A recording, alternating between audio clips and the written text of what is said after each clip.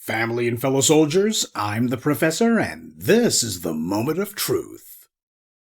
Susan Lorincz has been engaged in what was clearly an escalating series of confrontations with her black neighbor, Ajike Owens, and her children.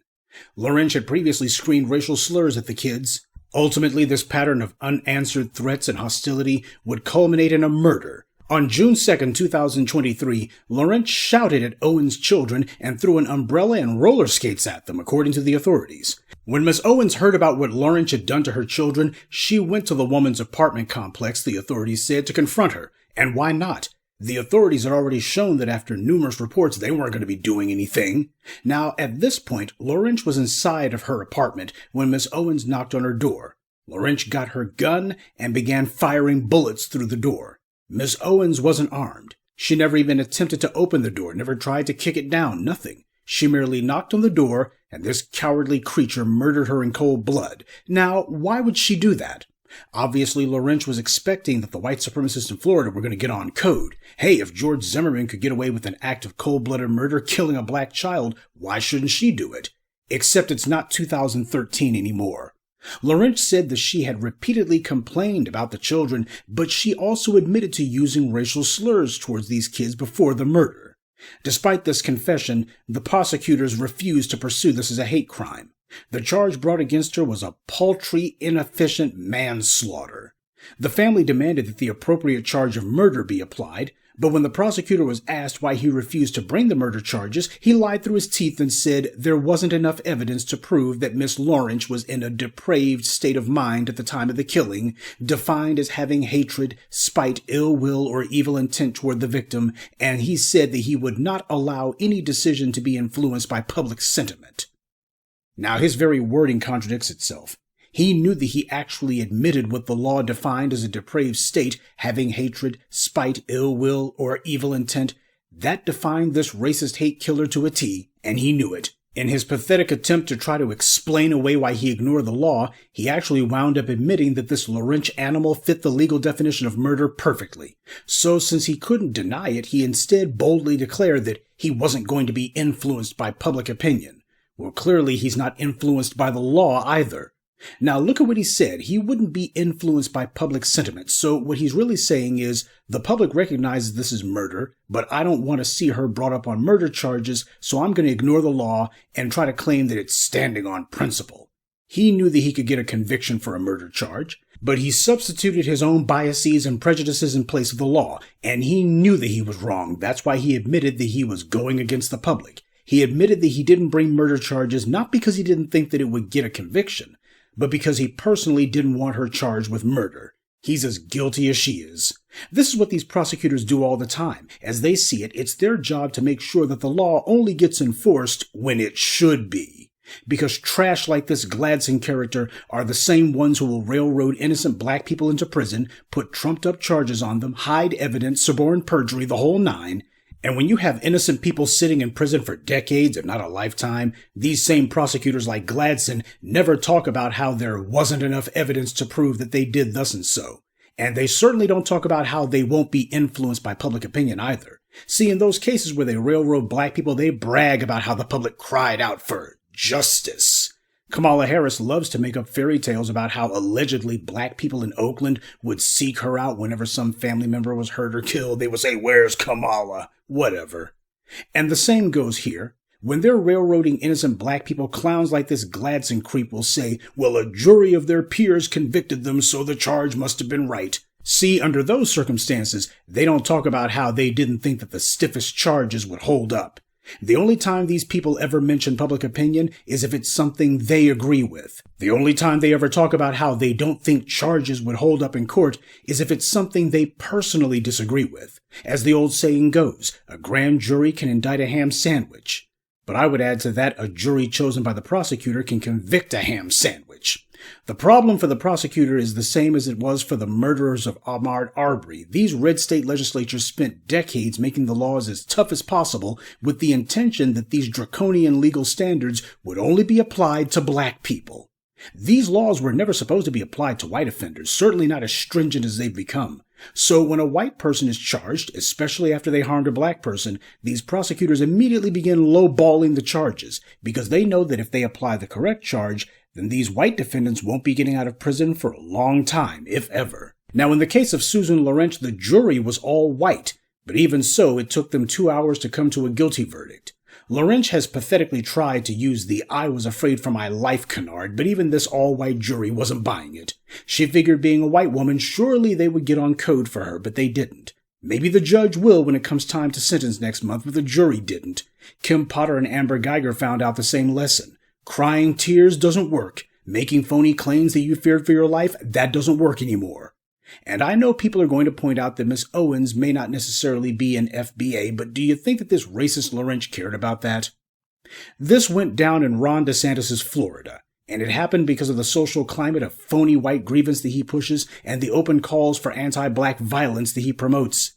He made it loud and clear that black people are the enemy in his state, and that he would praise and openly encourage any acts of incivility towards black people, and he would gladly defend any acts of open hostility and even violence against black people. Hell, he wrote laws and signed laws meant specifically to target black people. DeSantis made it excruciatingly clear he wanted people to attack black citizens, and we've seen it happen over and over and over again. Mass murders, all of it. And these killings committed against black Floridians are not unrelated. They are the direct result of the open calls for anti-black hostility and violence put out by people like Ron DeSantis and Chris Rufo.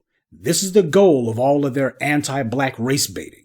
We'll continue with the moment of truth in just a moment, but first, a word from the official sponsor of Black Empowerment, Power Tools.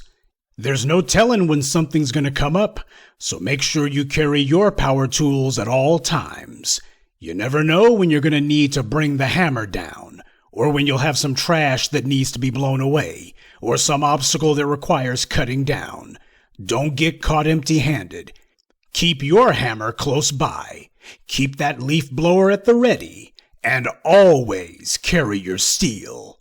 Power tools, because no matter what your day job or side hustle may be, there's no excuse for not being ready to put in some work. And of course, nobody is surprised at all that this prosecutor didn't bring any hate crimes charges. Sure, just because this woman openly admitted to the police that she'd been making all these racial slurs against Miss Owens' children, that doesn't mean that this was a hate crime. And you don't see anyone else saying that this should be a springboard for getting some anti-black hate crimes on the books finally. You see, all it took was some people saying that they didn't want to go to Asian restaurants after the outbreak of COVID, and we had the Stop Asian Hate hashtag. One act of violence against Asians was enough to get a federal Asian hate crime law passed in record time. Now, the ignorant among you will say, well, that's the result of Asians and their lobbying and campaign power. They got their whole lobbying and campaign game in order. Actually, that's not so true. Their campaign donations don't make any politician rich, and their numbers aren't enough to make a difference in any election either. This is not barely about campaign donations, as much as it is about the racial hierarchy being enforced. Black citizens are to be ignored. This is state policy by both political parties. Another thing about this, that Asian hate crime law was passed on Joe Biden and Kamala Harris's watch. So when are they going to be even talking about an anti-black hate crime law, especially during an election year? Well, if Biden or Kamala's past statements or their current behavior are any guide, it ain't gonna happen. Not from them, it won't. And another thing about this Lorincz woman, you notice her last name? It's Hungarian. That's in Eastern Europe, for those who don't know. That's important because that means her folks were recent immigrants. And look how racist this woman is. She's spouting racial slurs, throwing things at children, attacking black children, and murdering an innocent black woman just for the crime of being black. And this is why the same white supremacists who want to shut down the border suddenly went silent when the government started talking about bringing Ukrainian immigrants to the U.S. They don't have a problem with immigrants, so long as they're white. They can come over from former Soviet satellite states, that's okay. They can be from communist countries, and that's all right. They're still eligible to be Americanized because under white supremacy, that means they can be classified as white. So that's not a problem. They're not a problem. Nobody's screaming and yelling and saying, well, America's full, we have no more vacancies. Yeah, they're right, though. America is full of crap. But this is the woman who murdered Ajike Owens, and yet you don't have your black female presidential candidate on the campaign trail talking about protecting black women. Kamala Harris isn't bringing this up at all. She isn't using this as a springboard to push for an anti-black hate crime law. But then again, when Matrice Richardson was murdered under mysterious circumstances, then Attorney General of California Kamala Harris wasn't concerned about that too much. Instead, she cynically and cruelly lied to the public and told black Californians that she was reopening the investigation into Matrice Richardson's murder, but in reality, all she was doing was using that woman's death to get herself some quickie headlines for her campaign.